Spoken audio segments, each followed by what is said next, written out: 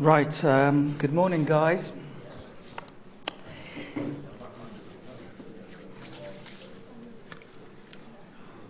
I hope everyone is well.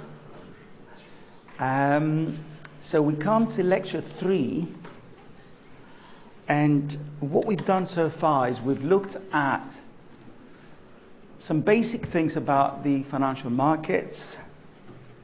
Then we looked at the demand and supply of bonds.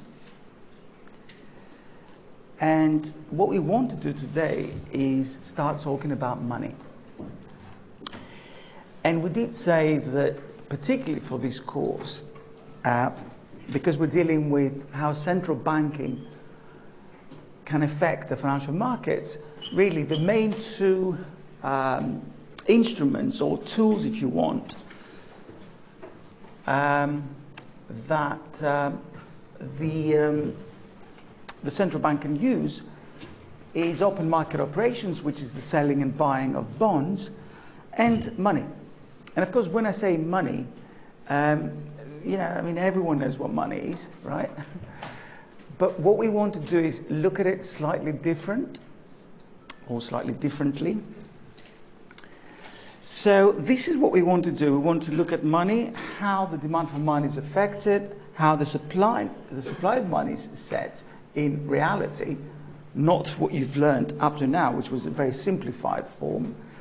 And then how the central bank can use the supply of money to actually manipulate the financial markets. But we also want to look at how commercial banks can make more money, right?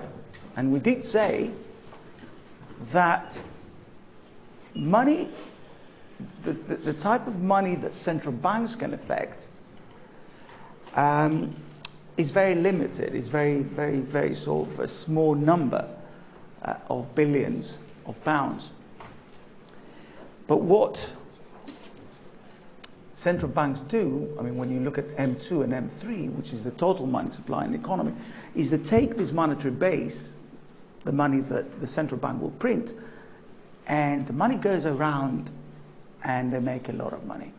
So we want to look at all these things, and then given the structure of how money works, how the central bank can affect the financial markets. I suppose now you do want a code before I forget. Yes, let's have a look. So what was it?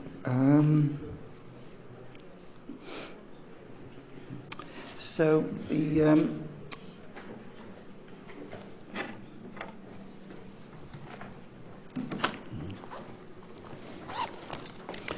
the code for today's lecture is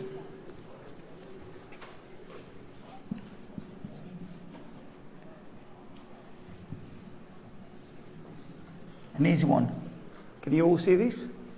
741188. Right.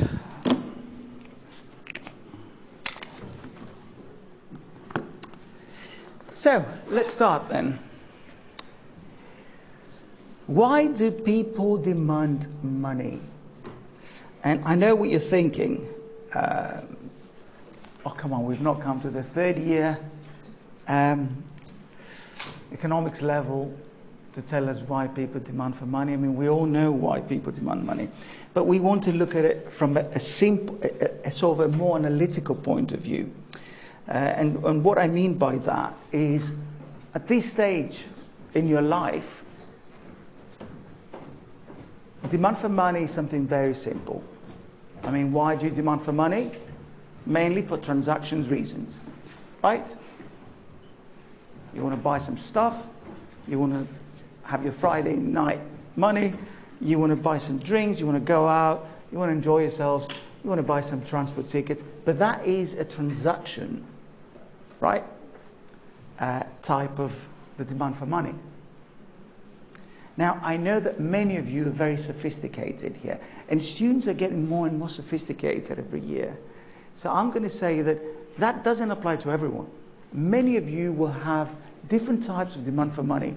So the sort of demand for money I mentioned the transactions reasons. It's the very simplistic form of money.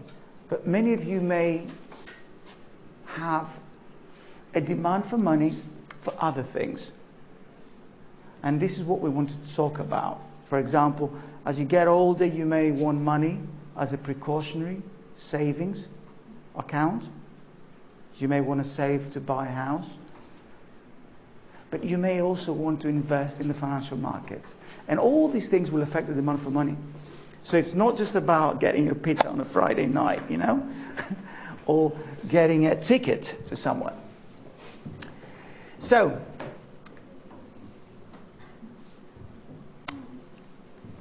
it's important to understand how the demand for money works.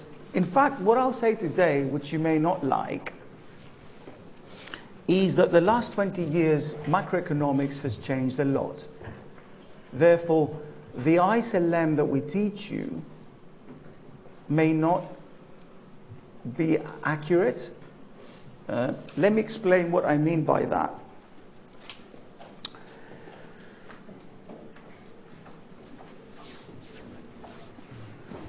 And I'll start from there, and I'll explain what happens. Oof. Right. Usually what you've learned up to now is that the demand for money, you have a demand for money, you have a supply of money, you equate the two, and then you solve for the interest rate. That's what you've learned so far. That's the sort of the familiar ISLM. And I'm talking about the LM here, okay, which is the equilibrium in the financial markets. So basically, what you do is you've got a fixed money supply, you've got a downward sloping demand for money. If the demand for money goes from 1 to 2, in other words, the demand for money increases, that will push the interest rates up. And you can do this in ISLM exercises in the first or second year macro. What you see is that you equate the supply of money and demand for money, and you solve for the interest rate, which in effect what you're saying is, I'm going to see what people demand for money, and if I'm the central bank, I'm going to accommodate that, or I'm going to keep that fixed as it's in this picture here, and that will affect the interest rates. And of course, the LM is, given this relationship here, if you take two different interest points at any time, you know, before what happened, in other words, and after, and you take two different levels of income, in other words, Y1, Y2, you'll find that the LM is upward sloping. Why? Because the interest rate has to be going up when the demand for money goes up, but also the demand for money, we teach you, if you increase income, the level of income, the demand for money will go up. And this is why it's upward sloping. And this is what you've learned so far anyway. What I'll say now, to your disappointment, is that we don't use the LM anymore. I mean, it's been 15, 20 years perhaps that we don't use the LM at all. So you may say, okay, we don't need it. No, we do need it. All I'm saying is that when you do macro models anymore, I've not seen an LM for at least 10 years or more in modeling. Why? Because now we have a different view of how the interest rate is set. And what we do is we use a Taylor rule. Have you heard of a Taylor rule? A Taylor rule is basically that the interest rate is set according to inflation and the output gap. And that's what the central bank does. Therefore, the new way of thinking for the last 15, 20 years, since we moved away from money and more into the financial markets and interest rates, is that it's the central bank that sets the interest rate by looking at inflation and the output gap. And from then on, the financial markets or the demand for money will follow. If they want to raise interest rates, the demand for money might drop. But it's not what people want that put together with the money supply, you're going to get an interest rate. We don't solve models like that anymore. The central bank dictates what the interest rate will be according to a Taylor rule, which we will examine in a later date. And from then on, the financial markets follow these interest rates. Is that clear? Good. So, this is what I was saying. The LM was replaced in recent new Keynesian models, because remember, the ISLM is a Keynesian model, right? By Taylor rule. And this is why we don't call it anymore the ISLM ADAS. The AD, it's aggregate demand, aggregate supply, which is what you've done. We call it the IS-ADAS. I mean, the LM has dropped completely from the equation. So where would the Taylor rule be? If it's not, if there's no LM equation here, where would the, do you think it would be in the IS?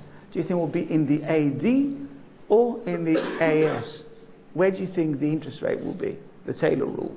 Anyone? The AD, indeed. It's the aggregate demand. Why?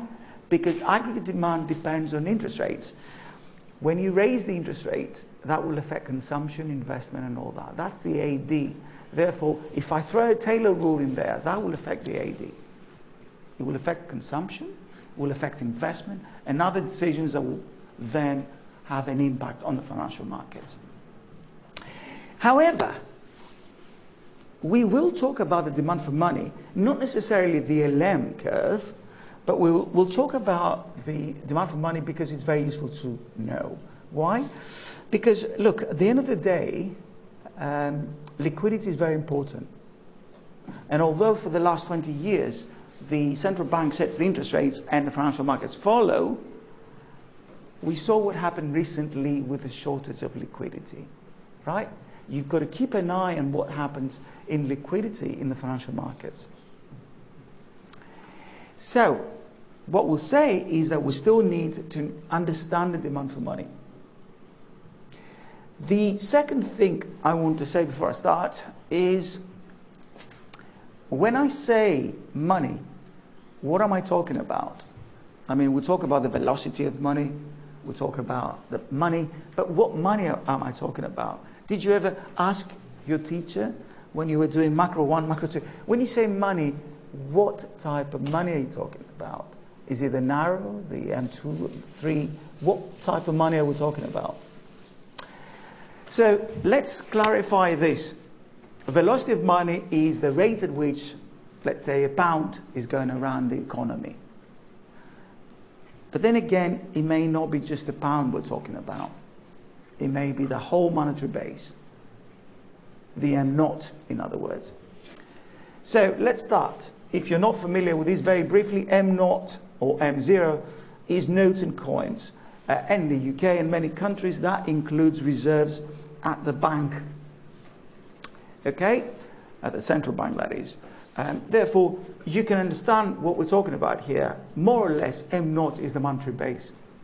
And the central bank has more or less, again, complete control over the monetary base. Less excess reserves. We'll come to this. Then we have M1. So as I move from M0 to M3, the definitions are getting broader. And every definition will include the one before. So M1 is M0 plus checking deposits, as the Americans call them, current accounts, as we call them, and then balances convertible into currency or used for cashless payments. So you can think that anything you hold, even a card, that you can make cashless payments, that would be a very, very, very liquid form of money, right? And this is why when you open a current account, they will say there'll be hardly any interest on it because it's liquid. Any minute you can ask for it, right? You can ask back for this money. And that's why they don't actually bear interest rates. Then you have M2, and which is what? It's all of M1 plus saving deposits, money market mutual funds, and other time deposits. In other words, these are money, again, liquid, but not as liquid, because it may be tied for a year, it may be tied for 3 years, it may be you know, less liquid than a current account, let's say. We understand all that, right? And then M3, which is the broader definitions of money, that can include even other assets, which may be even less liquid. In other words, very large time deposits, money market funds, short-term repurchase agreements.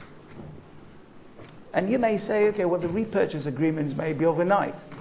Sure, they may be overnight and they're very liquid. But then again, repurchase agreements can be more than that. It can be for a month, it can be for a week or two. So this is money. If we all understand that, and of course, each one of these definitions of money will have its own velocity of money, right? In other words, when I talk about the velocity of M2, I'm referring to the definition of M2. If I'm talking about the velocity of M1, we all understand I'm talking about the velocity of M1. Right, so let's go to the main theories of demand for money. You will see that they're all very reasonable, right? I mean, they're all very reasonable because we all understand one way or another the demand for money. So we start with Fisher, and Fisher, of course, it was in 1911. Before I say something about Fisher, let me just say that the easiest way to split the demand for money theories is, you know that there's two schools of thought in economics, right? The classicals and the Keynesians, right? But think of it exactly the same way, because you will see the classicals will have one voice arguing for the same things, and the Keynesians will have another one calling for the same things. So basically, Fisher's quantity theory of money, Fisher was a classical economist. Then Keynes came along, obviously a Keynesian, yeah, with the liquidity preference theory. Then Baumol, Tobin, and others put forward the transactions demand theory and all that. They were Keynesians as well. They were supporting Keynes. And then Friedman comes back with a modern quantity theory of money and monetarism, which is basically a support to the classicals. So 1 and 4 classicals, 2 and 3 are Keynesians. Fine. So let's move to Irving Fisher. Okay, so this guy, just very briefly, is reading Ricardo and Mill and, you know, the classicals back then in 1840 something. And these guys have a very, very basic picture of what money is and the value of money. So what they do is they started actually talking about the relationship between the demand for money and inflation a long time before Fisher did. But Fisher was the one who formalized the theory, and this is why we have him down as the quantity theory guy. So Irving Fisher in the US provided clear exposition of this theory, okay? And he's in his famous work, The Purchasing Power of Money. In other words, the power that money has. But he was mainly interested in the relationship between inflation and nominal transactions. Okay? So the emphasis was on transactions. Now, let me just explain a few things. Let's start with the velocity. And that's not Fisher's idea. The velocity is a definition, guys, yeah? Because sometimes you see this under Fisher, and you say velocity is something that Fisher came up with. Now, guys, velocity is a definition that we still use. Yep. So the velocity is the rate of turnover of money. It's a definition. In other words, if I take the total number of nominal transactions, in other words, all the goods purchased times the price that I paid for in the economy, and divide this by the existing money, that will give me the velocity. And as I said, that M could be M0, M1, M2. And that will determine whether I'm talking about the velocity of M2, M3, or M1. So you can think of this, I mean, back in the old days, that Y was capital T for transactions. Okay, so P times transactions, well, we call it Y nowadays because it's the whole expenditure divided by money. That will give you the velocity. So what this guy does, I've got an example there. If the whole economy is 60 billion, let's say, of whatever, M naught here in this particular case, you can see I'm talking about M naught here. So more or less about the monetary base. And you, so there was 30 billion issued by the bank as a monetary base, but there's 60 billion transactions, in the economy, then the velocity of M naught will be 2. It's as simple as that. This is just an equation. But what's interesting is that from here we can write the equation of the exchange. So what Fisher does is he says, look, I know that velocity, we measure velocity like this. Yeah, we all measure velocity like this. But what he does is he multiplies through by M, and he comes to the equation of the exchange, which means that if I take the money existing or printed or whatever money I'm talking about times the times that it went around, velocity, that will give me the total transactions in the economy. Fine. Therefore, what he thought was this: velocity may not be changing a lot over time, and I'll explain why he thought that in a minute. Therefore, if velocity doesn't change very much, I can turn this around and make a theory of the demand for money out of the equation of exchange. He knows the supply of money is exogenous. It's set by the central bank. And this is very key here, guys. Because the equation of the exchange now becomes a theory of demand for money, which is what? Divides this by V, correct? I put a bar there to indicate that according to Fisher, velocity was fixed. And then he says that I can make this a demand for money theory. Why? Because velocity doesn't change very much. Therefore now I have a relationship between transactions and money. But be very, very careful. Okay, because I see this in the exam sometimes. Fisher was not saying that the more nominal income you have, the higher is the demand for money. This is implied by this equation. But he was saying the opposite. He was saying that the more money you print, because the demand for money equals the exogenous money supply, that will lead to more nominal transactions. So the causality runs from M to PY. Not whoever has more income has more demand for money, which is the Keynesian thinking. Are we clear about this? So, and from here stems the quantity theory of money. In other words, if you take a first order approximation, or if you take changes, differences basically, first order, you will find that this here, it will be the change in M plus the change in V equals the change in P plus the change in Y.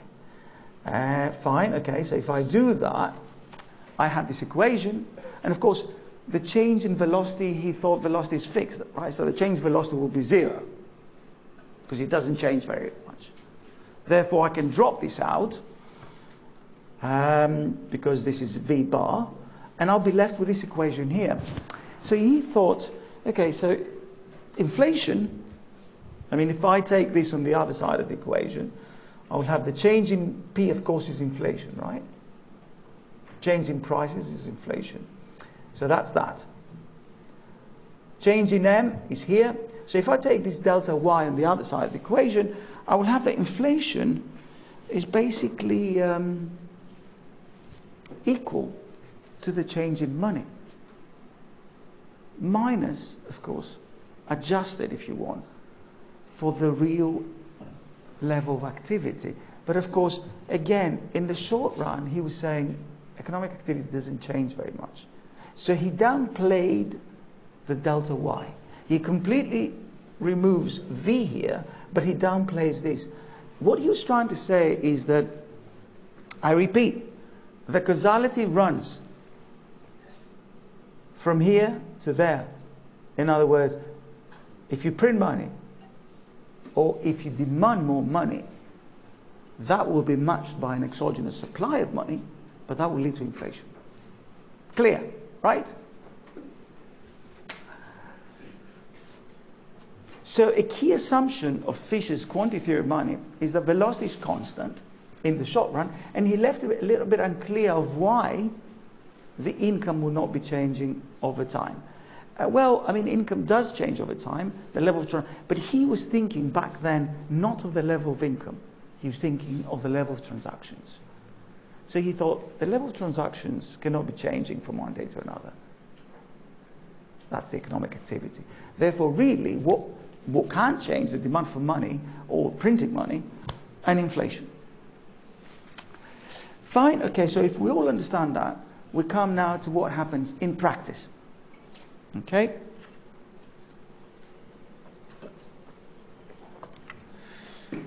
What comes in practice is this, that the velocity of money changes. I hate to say to Evan that reality is not exactly like that. The velocity of money changes. Okay, so let's have a look at why.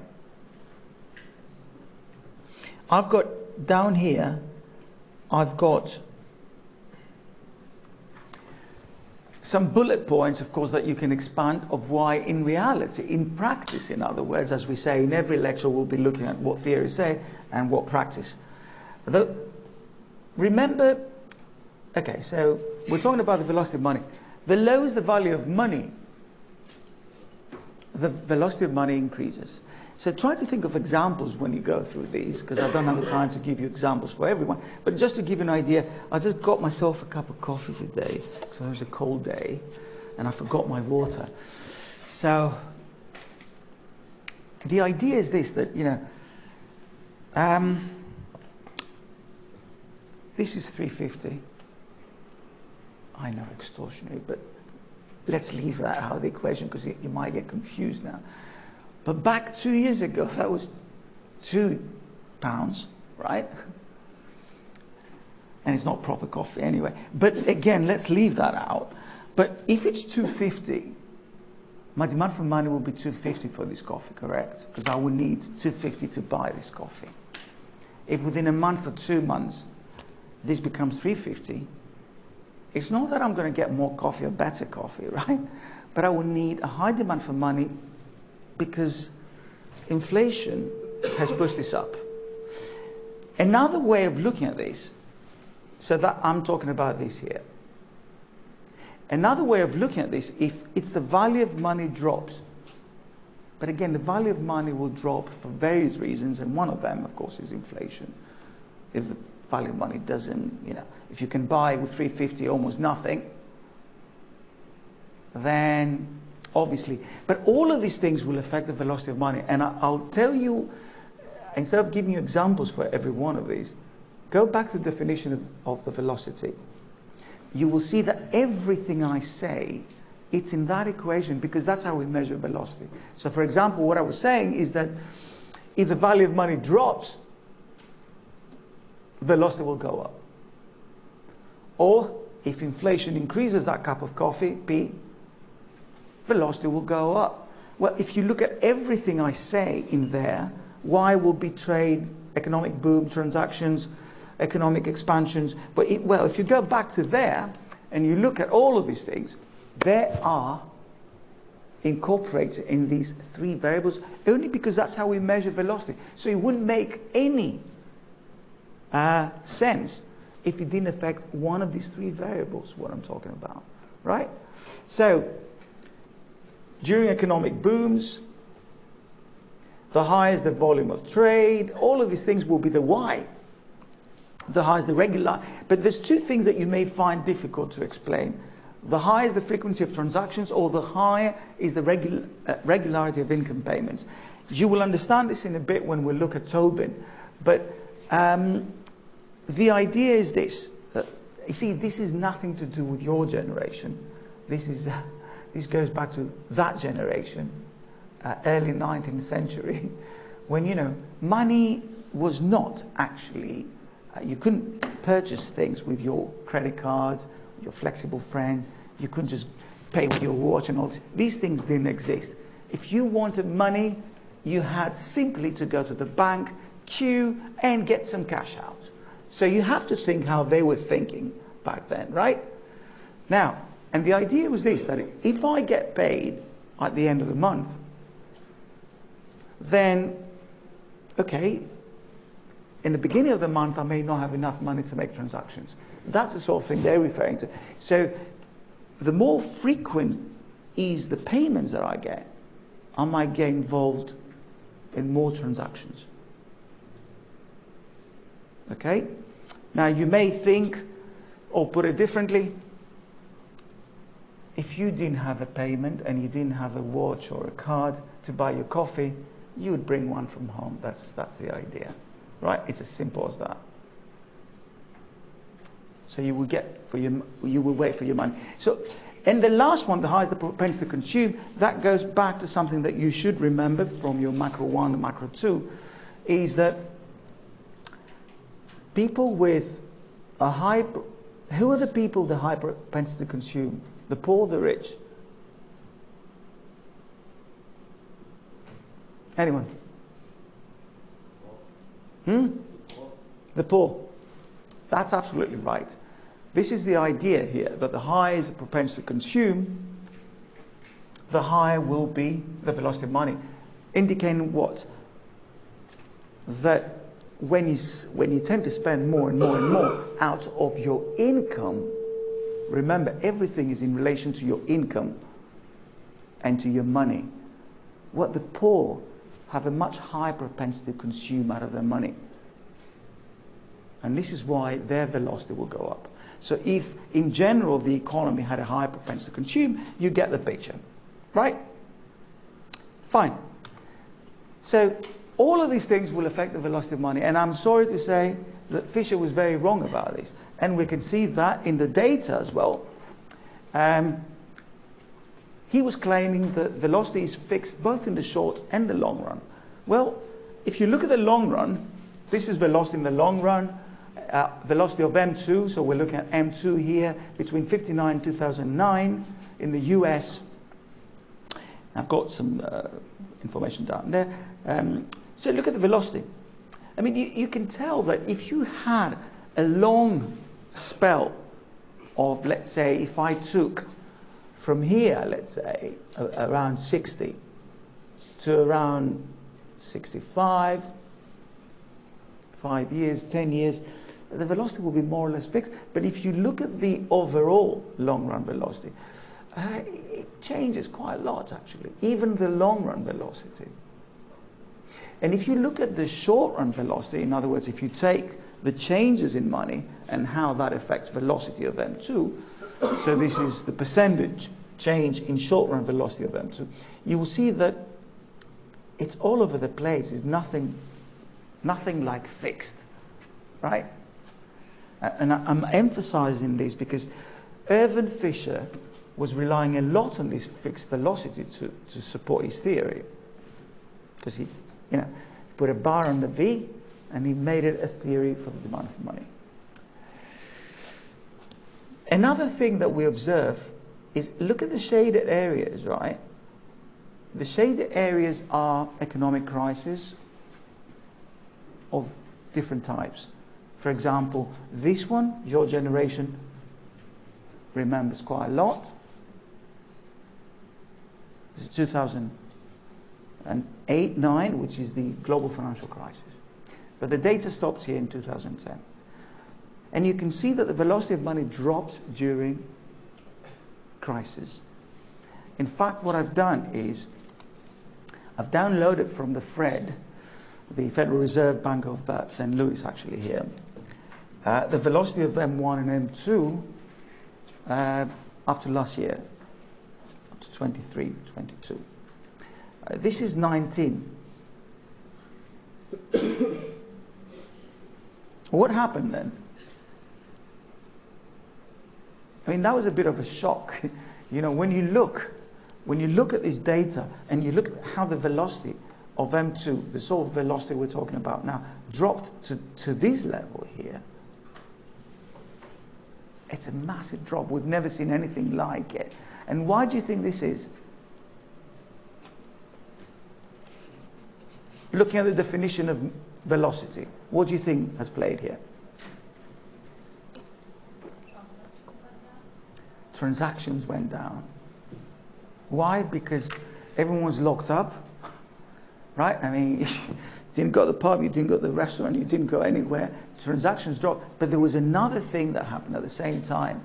It wasn't just that the level of transactions actually froze.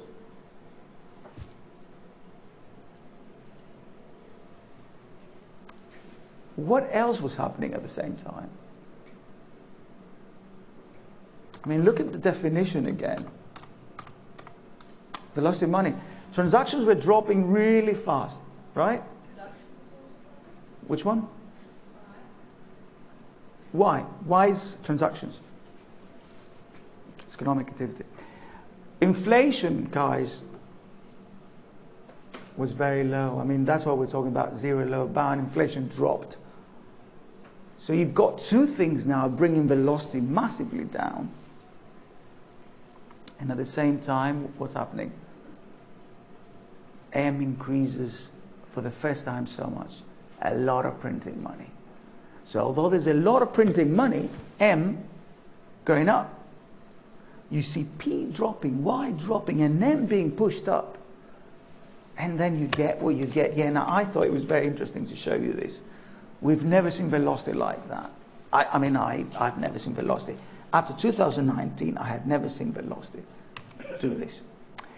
But is he right in some sense? I mean, yes. I mean, if you look at the long run velocity, for example, if you, I'm going back now and I'm asking, he claims that if you increase the money supply, you should see more inflation.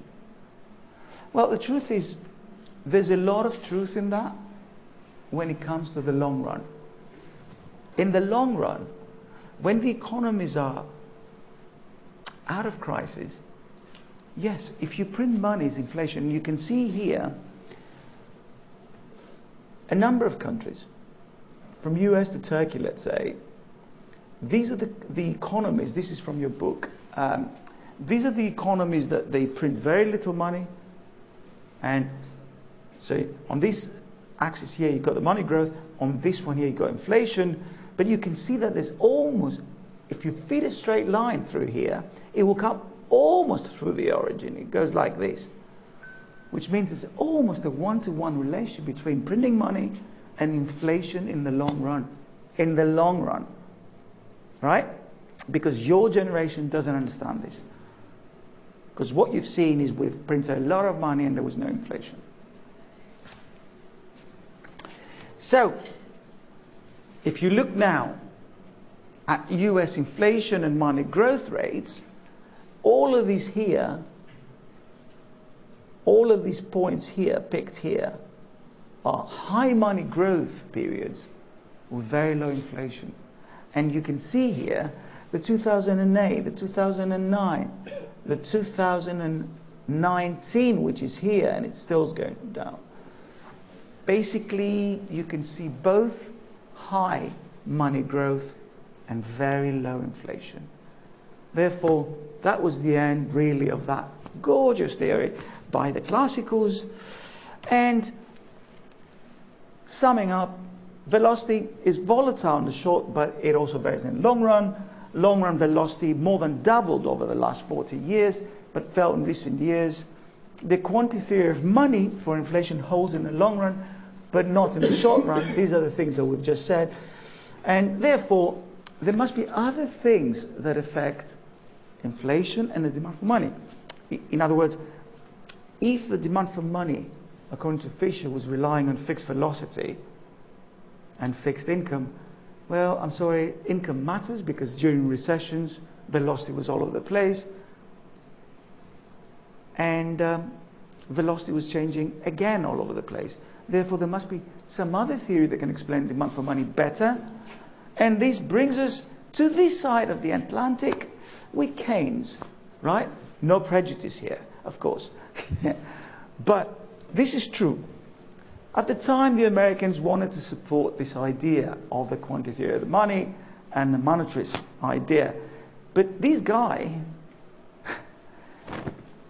got the UK out of the massive recession after the war much faster than the rest, particularly the US. So, Keynes looks at it completely differently. There are three main reasons for demand for money, he says. The one is transactions. I mean, who can dispute that we need demand for money for transactions? But be careful here. He didn't think like the causality was going from money demand and money supply leads to more transactions. He was saying the opposite, that the causality goes the other way. In other words, the more income you've got, you will have a higher demand for money. That sounds reasonable to me. Right? So, the first one is the transactions motive. But he went on to say that there's a precautionary motive as well. In other words, people may want to have demand for money to put aside for a rainy day, something happens, you don't want to invest all your money, you don't want to sort of hide all your money. If you need it, you'll need it, right? So he talked about precautionary motive.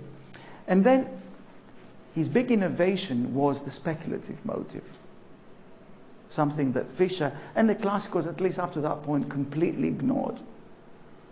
That you may want to have money to put aside for investment. I mean, you know this. Some of you, as I said, are sophisticated enough to be investing here and there, trying your luck in the financial markets. And you've got to have some cash to be doing this. Right? Because if you have your money invested in long-term investments, you won't be able to take advantage of changing price in the stock market. And by the time your money comes out, financial markets will have changed. So that's the idea. So a clever guy, yeah? Very clever guy. But the thing is this now. A and B are proportional to income and similar to the classical quantity theory of money, with the exception, as I say, in other words, what I'm saying here is that Y affects the demand for money. But the causality is different. As I said, for Keynes, it was nominal income leads to high demand for money. For Fisher, I repeat, it was a high demand for money will be matched with an exogenous money supply, and that will lead to more nominal transactions, which will lead to inflation. Fine. But of course, the C is where the big innovation by Keynes comes in. Speculative motive. For interest rates on portfolio assets, he says that, look, let me just put it in plain English. Keynes thought that, I mean, if we're going to talk about demand for money, you've got to think of what's the alternative. Because, there's financial markets out there. So what he thought is this. There's a price for money. And the price of money is the interest rate. But there's a price for every asset. And the price of every asset is the interest rate. So if you start thinking this way, you might see what Keynes was trying to say. What he's saying is that when I look at portfolio assets, I will look at their price, the interest rate. Remember, we do keep saying, I mean, right from the beginning, that the interest rates and the prices of assets move in the opposite direction. So don't be confused when I say the price of an asset is the interest rate. Yeah, it's absolutely that. That's what he thought. But they move obviously in the opposite direction. Right? So the interest rate is what will attract investors, but of course price will be moving the opposite way, as we know. So he starts from a very simple idea, just to explain his rationale, and says, think of wealth being as bonds and money earns 0 rates of return. So he normalizes everything around 0, meaning that money doesn't have an interest rate. I mean, back then they would give a very, very small interest rates anyway, more or less what they do now. So he says, well, let's call that 0, and then I will compare everything to the interest rates offered on bonds. That makes it easier, mathematically at least. So, expected return on bonds is the interest rate plus the expected rate of capital gains. Or if you want, I'm not talking about maturity here, I'm talking about the return on assets. And if you go back to the lectures, you will see that what makes attractive to trade a bond, it was the capital return. In other words, the current yield, or the interest rate today, what he calls, plus what? The expected price. If you expect the price to go up, then the bond will become more attractive. Do you remember that? Yep. Okay. So let's say that the expected return on bonds is the interest rate plus the expected rate of capital gain. By capital gain, I repeat, is the change in price. Demand for assets is determined in relative terms, he says. In other words, well, let's go back to that equation that I said. Any excess supply of bonds, if people don't want bonds, in other words, that's going to create an excess demand for money from the equilibrium. But what's very, very interesting about the Keynesian theory of demand for money is how he perceives the normal level. I mean, many economists try to explain this. Others wanted to call the normal level as what we call the steady state. You know what the steady state is, the long-run equilibrium. So many people have been trying to interpret what exactly is the normal level Keynes was talking about. But for now, think of it as the steady state, right? Where the interest rates would revert to in the long run. So what he's saying is this. There's a normal level that interest rates revert to, like a long-run equilibrium. And this is very, very simplified, his theory, in 3 lines.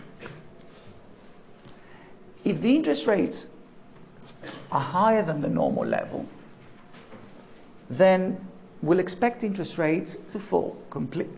Do you agree? Because they have to revert back to where they were. So if I see them today and they're very high, then higher than the normal level, I expect them to fall. And therefore, the price of bonds will rise because they move in the opposite direction. Therefore, the expected return on bonds will increase. Therefore, the demand for bonds will increase, and as they move away from the money market, the demand for money will drop. A store of wealth. You know, if you're sitting on money and you don't know what to do between money and bond, this is what's going to happen. Therefore, now he comes along and he says that the demand for money is a function of the interest rate. If you add now all the motives, we have the transaction, right? We have the precautionary. Both A and B depend on the level of income. Therefore, if you put together now all these 3, the first 2 will say that income is positively related to demand for money, which again is the same as the classicals. Nobody disagrees with that you need more money if you do more transactions, or the other way around in here. Higher Y means more demand for money. If I divide, or rather if I multiply, so this is actually, I don't want to confuse you, but this is the demand for money.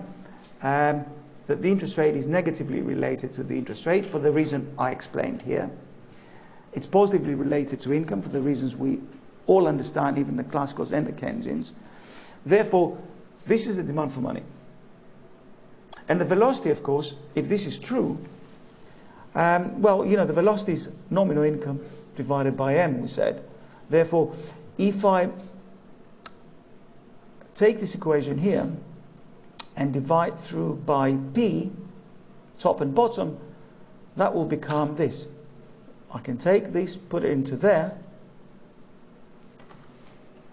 and I will have y at the top. Okay, because p came real money, the real demand for money. Therefore, you can see now velocity is not fixed at all. Why? Because it will depend very much on what happens on economic activity, but at the same time, what happens in the various interest rates in the economy. Now, what theory do we teach you? The Keynesian or the classical? What do you think? The Keynesian. Because when you did the demand for money, this is what you were told. The demand for money is positively related to income, negatively related to the interest rates. Fine. Money demand and velocity are determined by output, inflation, and interest rates, so they must be more volatile than the classical quantity theory suggests. Then later on, Baumol in '52 and Tobin, James Tobin, I mean, a great guy, Nobel Prize winner, fantastic minds, these people. They come along and they support the Keynesians by saying that, you know what, we've tried a number of experiments and Keynes is right. The classicals got it wrong. So what these guys did initially is they said that not only C, in other words, not only the speculative motive affects the demand for money through the interest rate,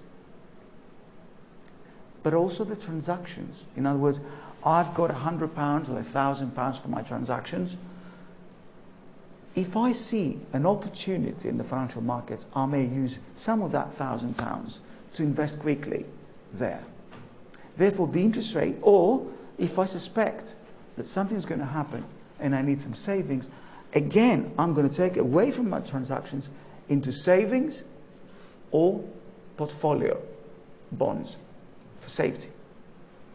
So this is what they do. And I don't want to bore you now, but very quickly before your break, let's go through this. You don't have to understand it. When you read it, you will understand it. But let's say this. Let's say a person earns £12,000 a year.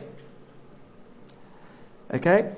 In monthly payments of £1,000, and everything is spent uniformly. In other words, think of, I get £12,000 a year, and I get £1,000 every month, and these £1,000 is spent uniformly. You understand that? Every day you spend the same amount. That's how we do in economics to understand things, and in maths.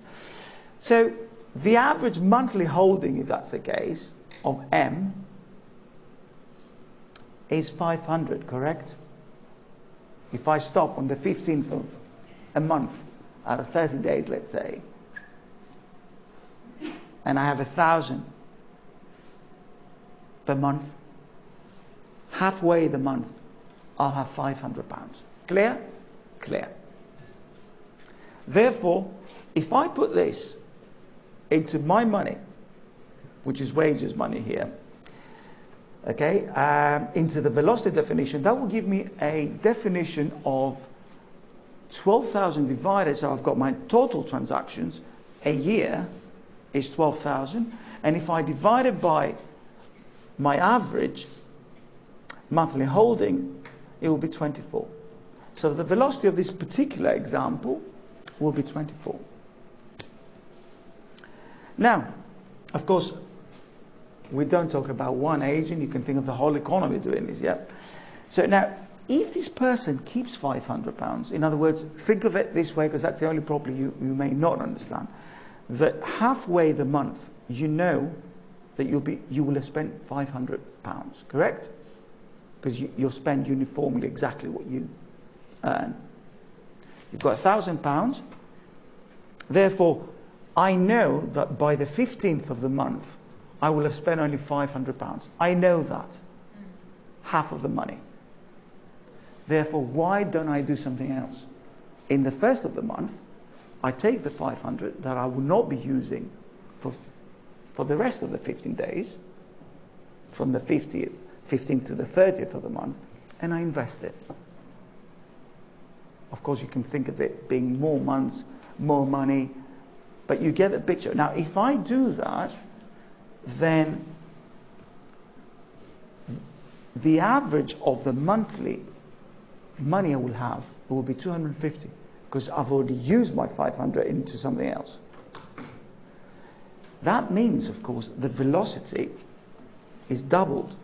Why? Because the velocity says you were not just sitting on this money, you took this money out, which means two things. The money actually went down, which means the velocity went up, because you did something else with the money to go around the economy. So you can see velocity goes up here, and if you had 1% interest rate monthly, okay, on the bonds per month, but you only kept them for half a month, you will get half of that percentage on the 500 that you invested. That will be 250. So what they're trying to say is it's the opportunity cost of investing.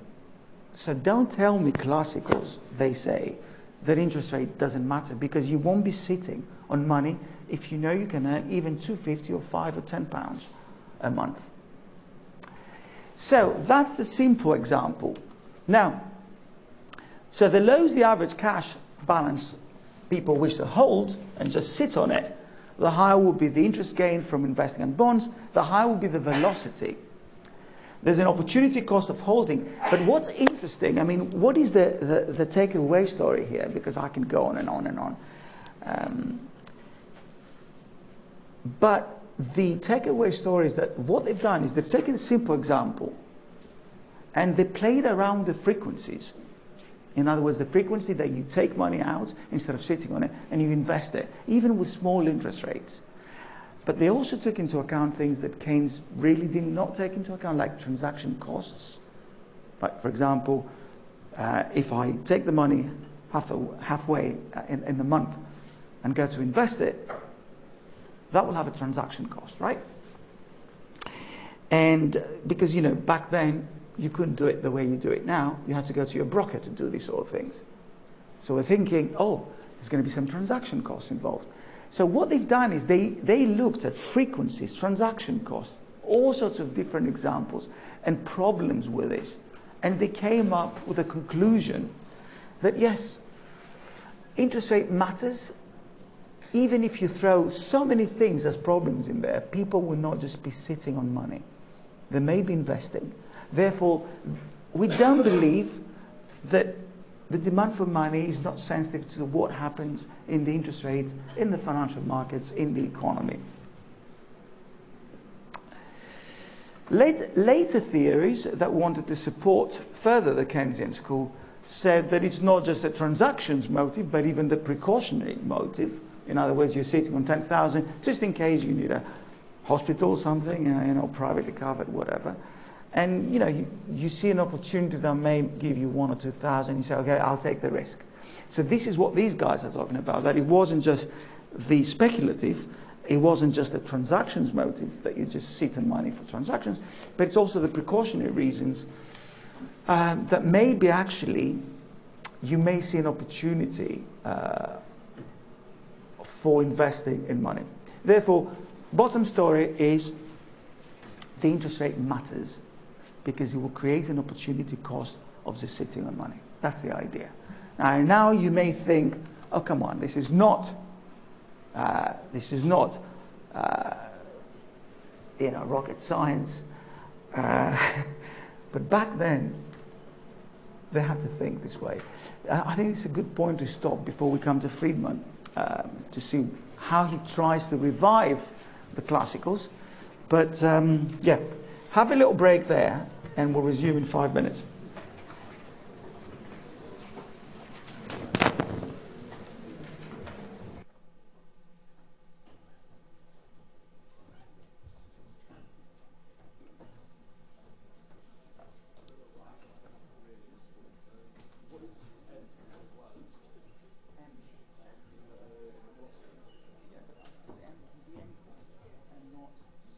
Money, and 1, 2, and 3. It depends on what they're talking about.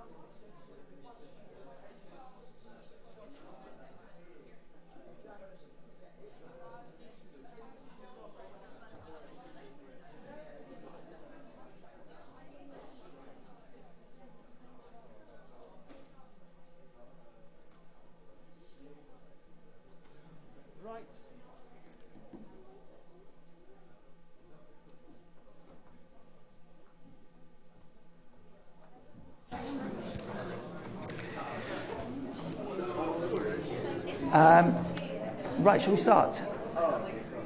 This one here, whose is this? Hello? Is this yours? What is it doing here? Sorry, it's charging. It's charging. Right. No, it's okay, it's okay. If I step on it, I mean, it should be okay there. But, right, okay. So, fine. So, okay, so let's go to Friedman. Now, Friedman was a classical economist, okay? And the reason why Friedman comes back, I mean, I don't know how much you know. It's okay, I'll keep an eye on it just because I'll keep walking up. So, if you know much about Friedman, because you must have covered Friedman in the past, Friedman was a classical economist. I have to say that when I was a student, I really liked his theory a lot.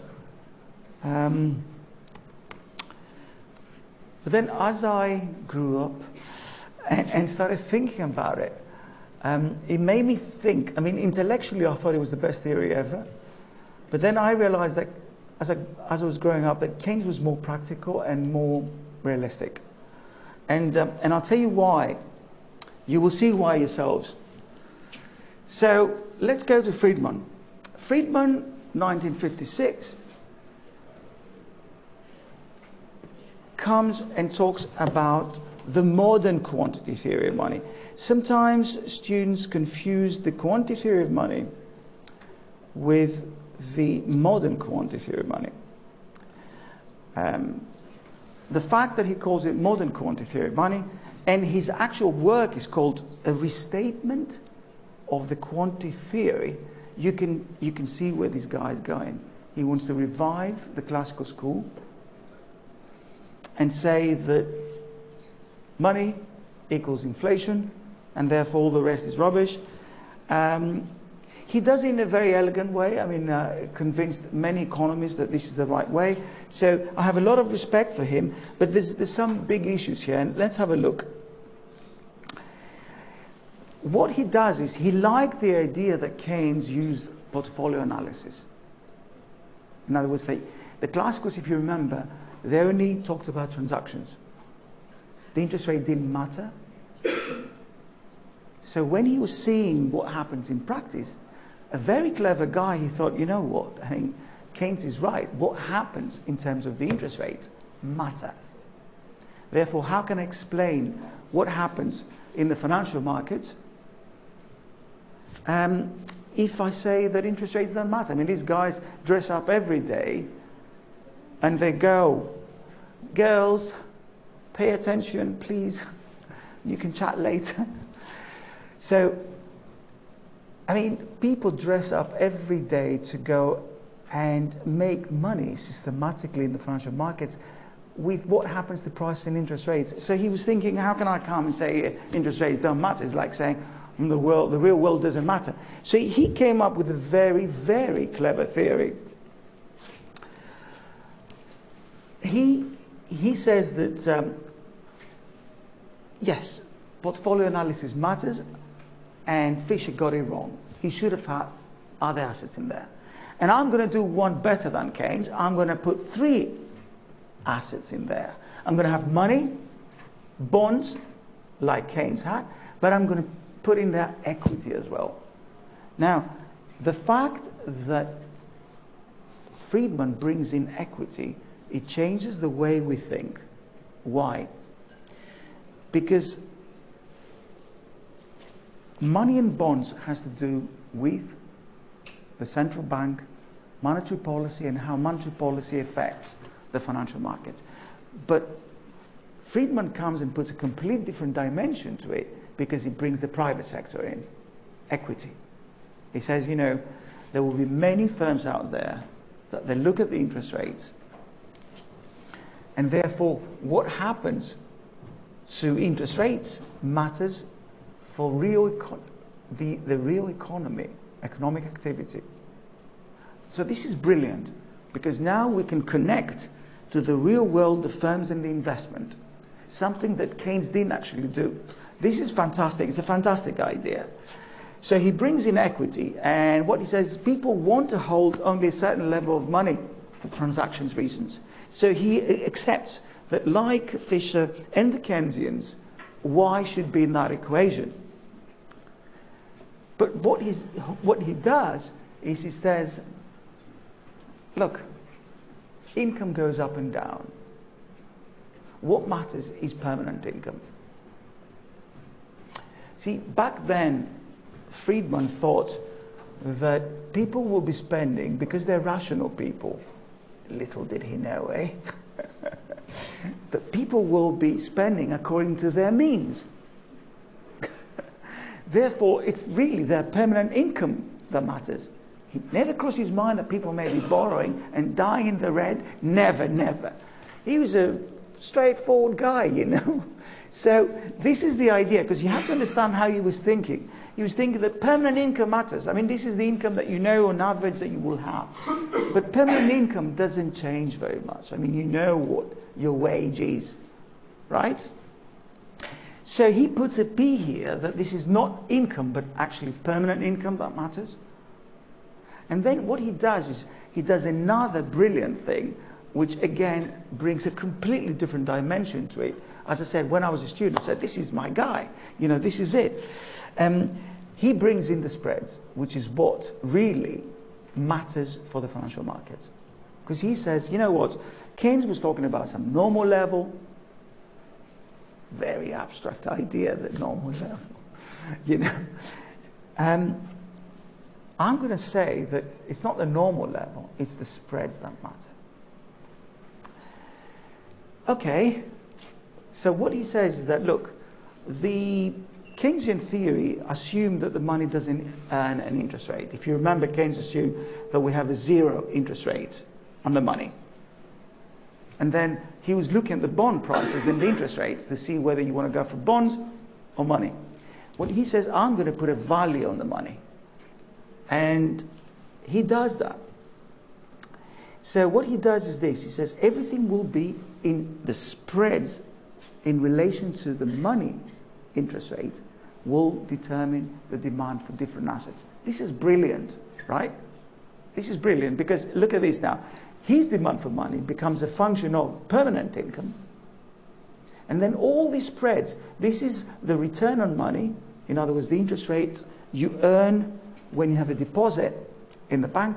But also he said it's not just the deposit, because back then it was almost zero.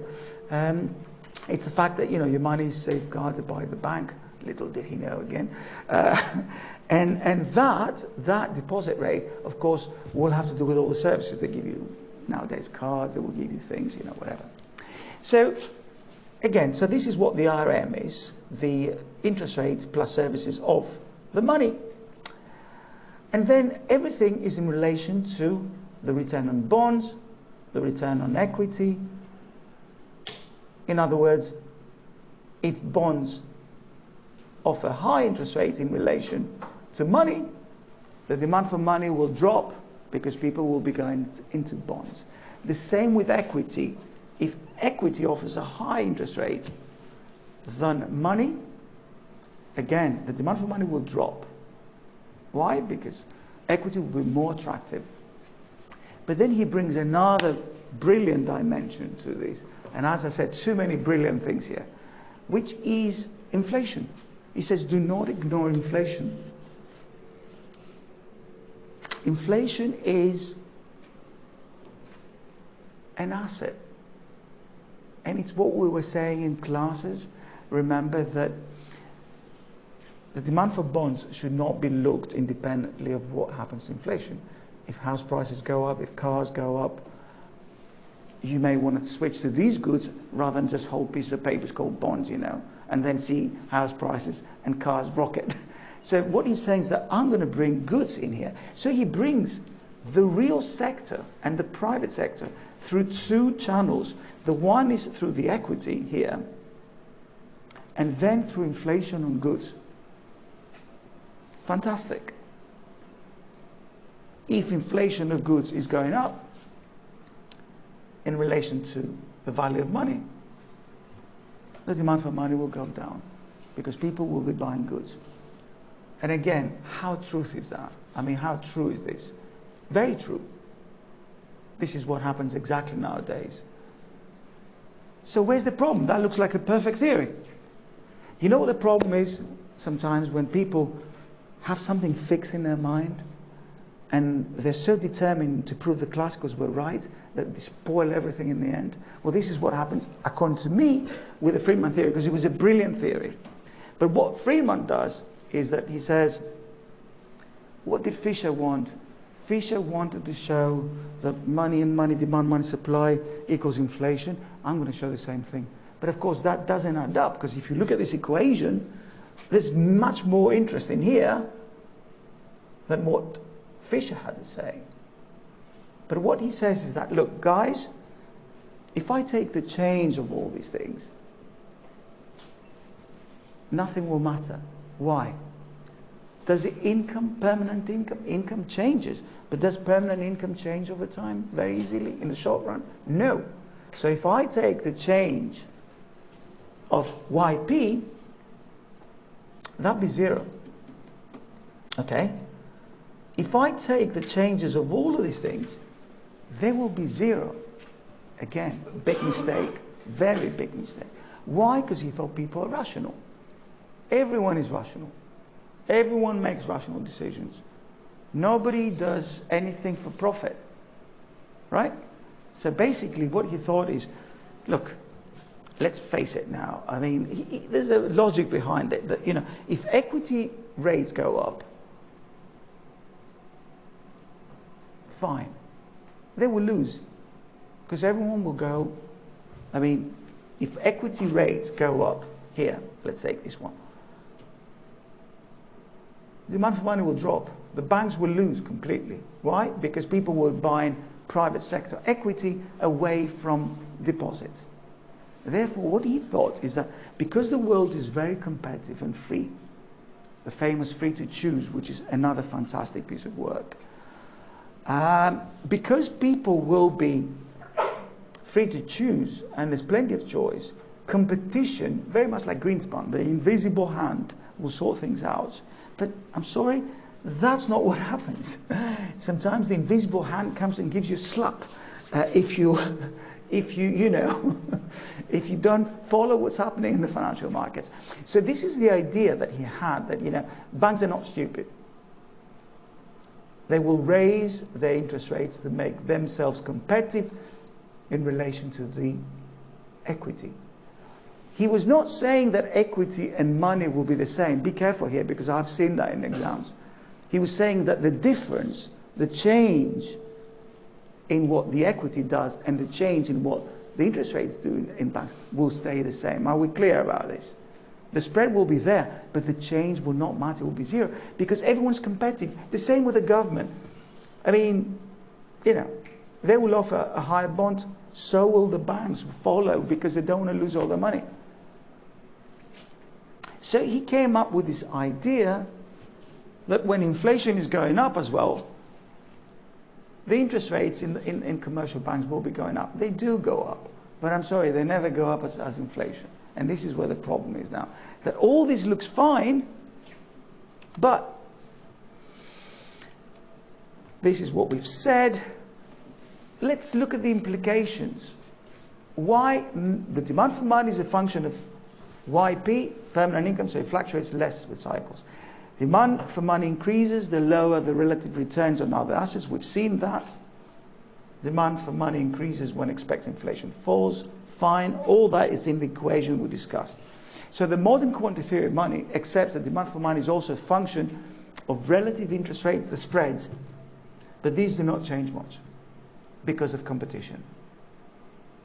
Now, these are big, big decisions, yeah? Because you've got the perfect theory there, but then what you do, you say, I'm going to show you that money supply leads to high inflation. Inflation is a monetary phenomenon. Therefore, deflation should rely on purely monetary indicators. And this is the difference between the two, basically. Keynes assumed that only one interest rate was on bonds, and he normalized the bank rate, commercial bank rate deposits to 0.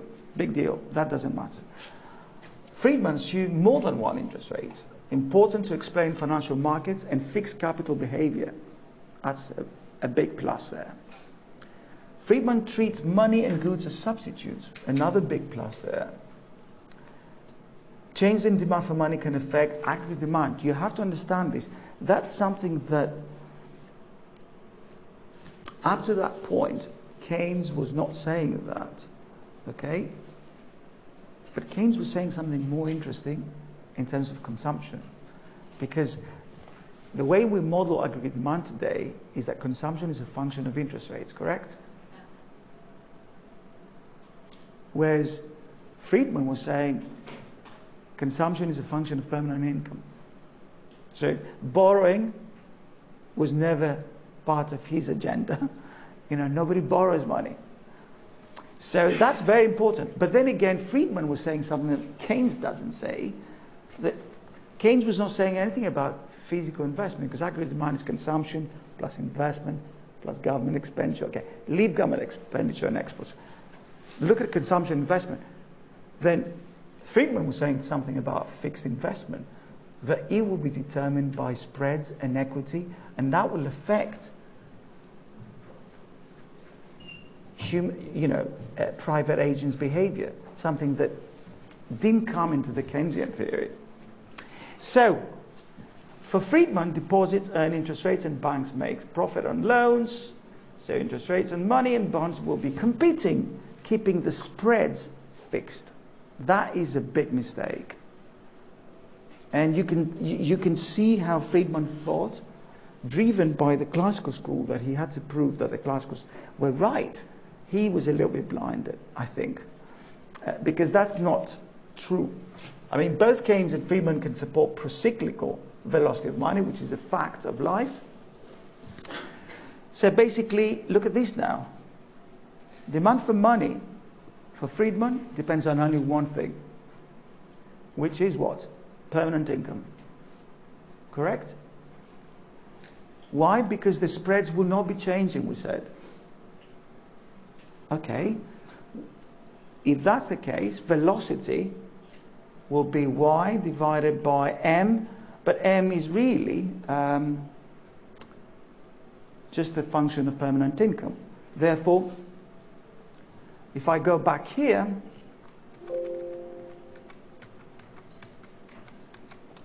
what he was saying, he was providing that puzzle link here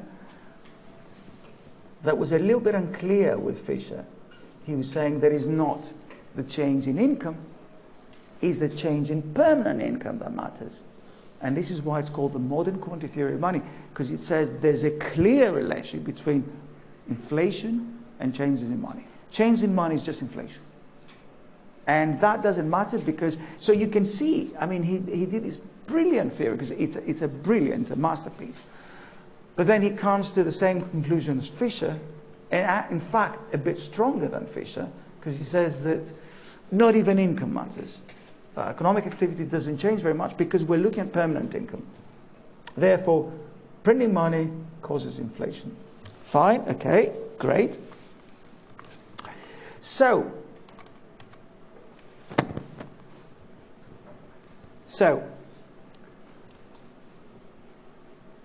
Friedman supports the main principle, as we said, of the classical economists, that interest rates matter very little for demand for money, and in practice, not at all. Therefore, you can see why, because of the spreads that never change, because everyone is just as competitive and clever, why would they allow a spread, he was saying? Everyone is going to, that market will not exist. Everyone is going to go to the higher spread. Okay, fine. So interest rates do not matter. The demand for money and the value are stable and predictable. But I have just shown you in practice that the velocity changes a lot. A lot. I mean, forget the freak sort of change during the COVID. It changes in the long and the short run. It's all over the place. Therefore, that's not true either. And there's a strong link between money and prices. Well, I've just shown you here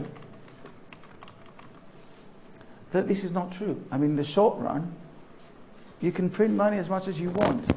We've printed so much money, billions of money, during the financial crisis through QE and quantitative easing, for those who don't know what QE is. And then again during the COVID period. Where's the inflation? Inflation went up only when energy prices and, you know, coming from the war in Ukraine and all that were affecting energy prices. But we didn't see all those years, 20 years, inflation go up because of printing money. And that's all clear here. High money growth and low inflation is a fact of life. Therefore, he got that wrong as well. So you may say now, fine, okay. So a strong link between M and P. Money is a key indicator for monetary policy. Basically, Friedman was the flag carrier of the monetary school, which many people believed back in the 70s, early 80s. Many economists believe in monetarism. In other words, that you should never print money. And you know what? You may say, were they blind? No, guys. Back then in the 70s, if you printed money, that would have been inflation because of the circumstances. It's not that they were wrong, or when Mrs. Thatcher came in power in 79, that were following Alan Winters, who was a complete monetarist, and he was saying, you know, you've got to be an anti-inflation person. They were not wrong, because back then, the economy was booming. It was the era of the yuppies. There was no reason to print money. Of course, printing money then, it was inflation. And there was a very strong link between it. But we're talking about, look what happened after wars. How Keynes got the UK out of the crisis by printing money, causing economic activity. The same with COVID, the same with the financial crisis. This is what got the economy without any inflation out. So we have to keep a straight mind, that, you know, an objective mind rather than, you know, look what happens in reality and stop supporting flags and you know, schools of thought. And this is why we don't talk about schools of thought anymore, because we think they're both right. Look at the period, or put it differently, in support of Friedman, I'll say something here, that, you know, if you look back in the period that Friedman was talking about, from here, in other words, to here, well, I'm sorry, if you take the long average of this, you will see the long run velocity has not changed very much. So he was right. The Fisher was right. They were not stupid, you know, they were not looking at the data and saying, no, it doesn't move. He was not moving. But then something important happened. Come the 80s and the 90s, there was particularly the 90s, there was financial liberalization across the world. Therefore, the smallest interest spread mattered for how capital was moving from one country to another. And you can see that even the long run here, or the short run, goes all over the place following the 90s. So this theory collapses. So, bottom line. I gave a talk actually to a different university as a guest. And this guy is very Friedman-like, the guy who invited me. He was in Europe. And so when I started saying about Friedman that, you know, it's such a nice theory, and look at this now, he said, George, careful, I don't want you to say anything against Friedman. So I'm not, I'm just saying it's a highly intellectual theory, but a shame really that it didn't come into practice, because he removed all the spreads was so important. He removed income by permanent income, and that really, yes, he supported the old classical school, but that really destroyed the theory in relation to practice. So, where are we?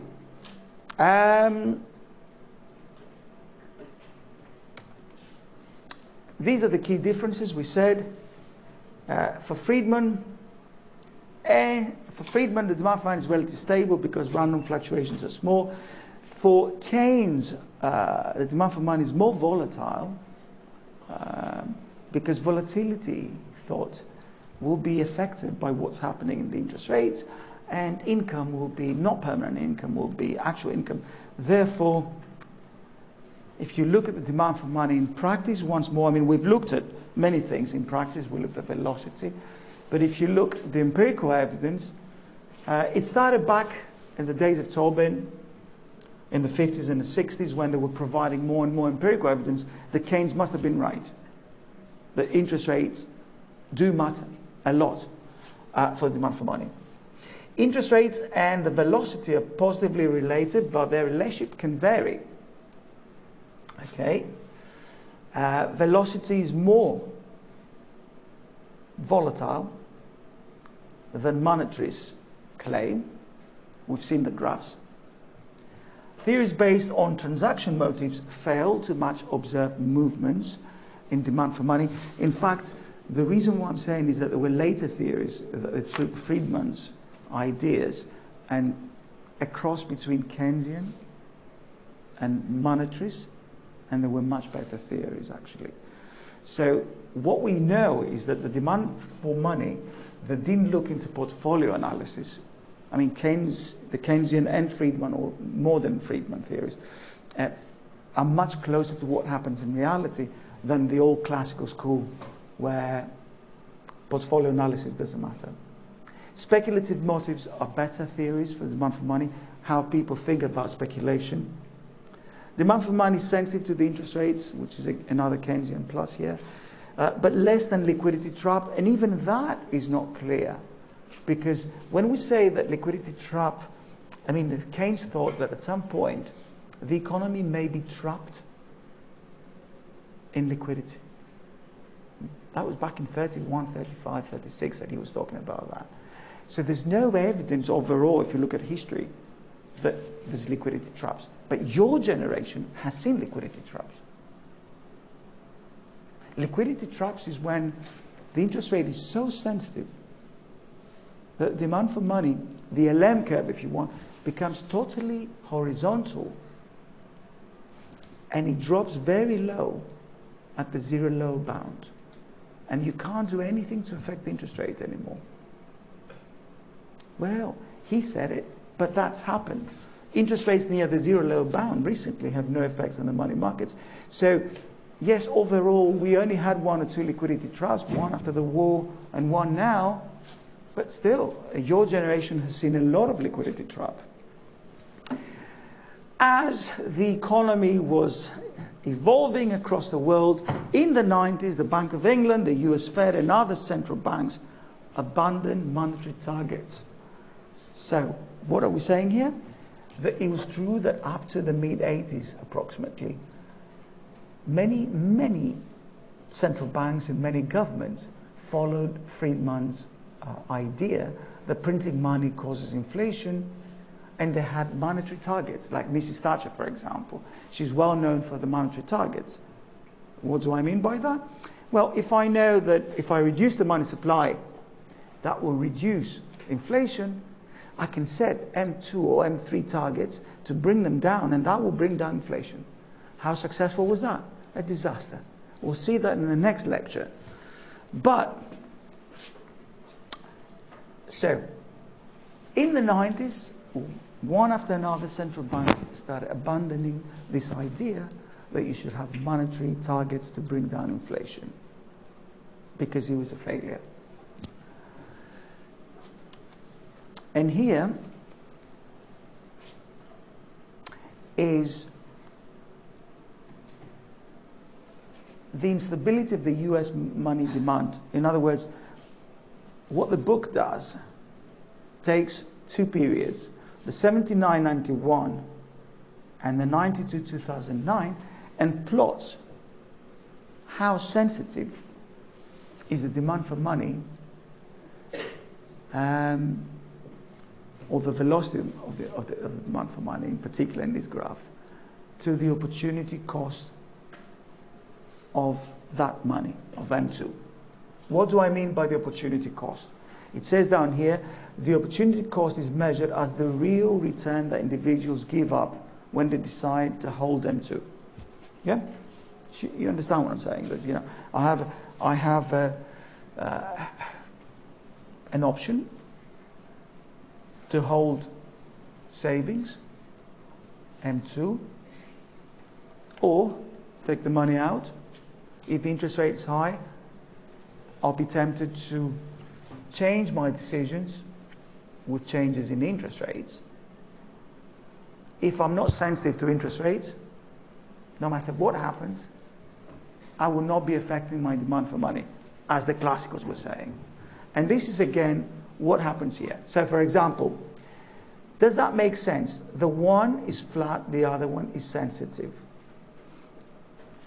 So this one here is 79 to 91, which you can see that changes in the opportunity cost of M2, in other words, interest rates related to M2 assets, are not very sensitive to, they don't affect M2 velocity very much.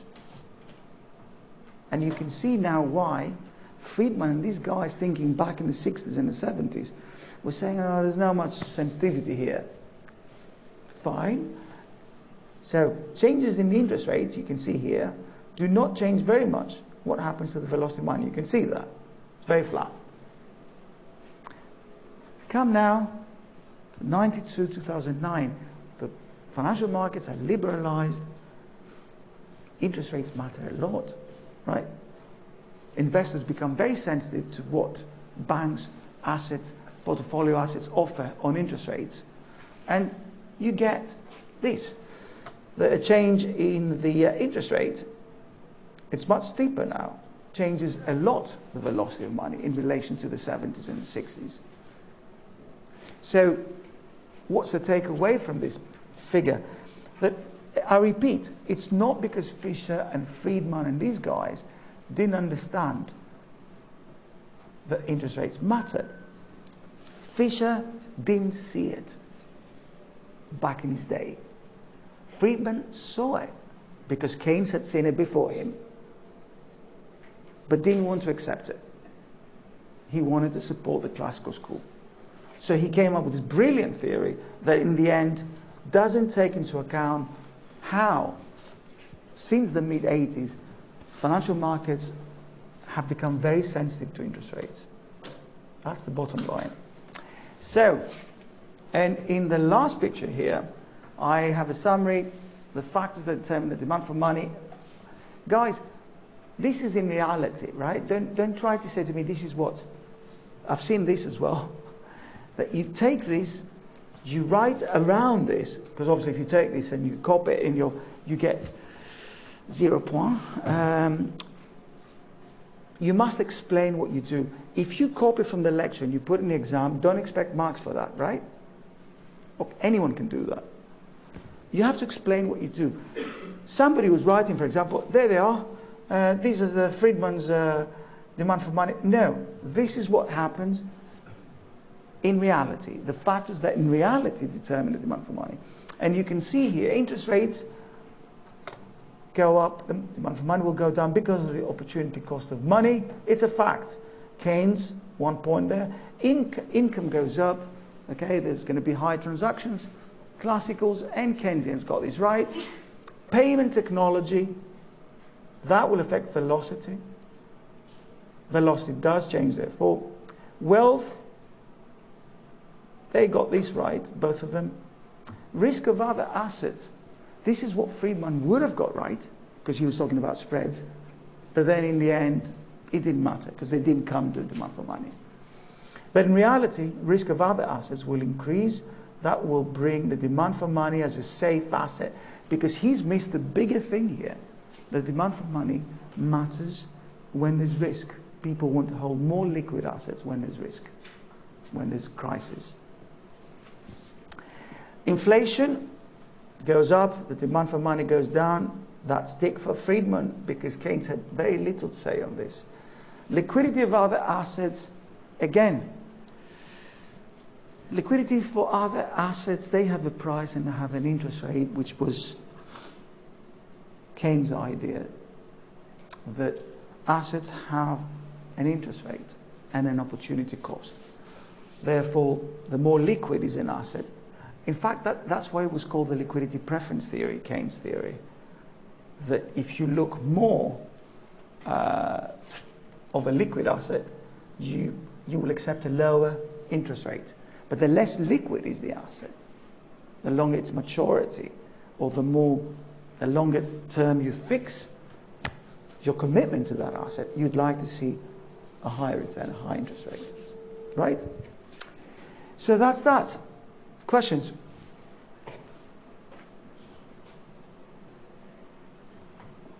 Okay, so I can start packing my stuff and you can go. You've got the code there, right? All of you. That's it. I'll see you soon. Oh, have I released the assignment? Okay, I'll be doing it in the week coming. For a minute.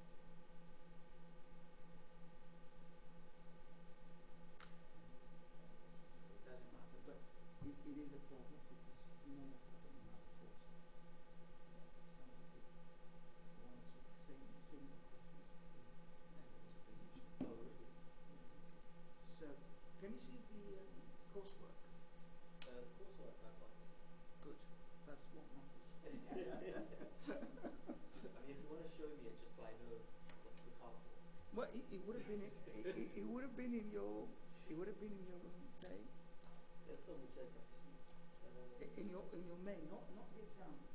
Yeah, of course. Oh, actually, no, this is yeah. I mean, if that was there, I would say I probably I'm going wouldn't to shoot tell some you. people and branch off. So, any we have lectures plus and all that you can't say anything else, right? Nothing else. It's literally just that. Right.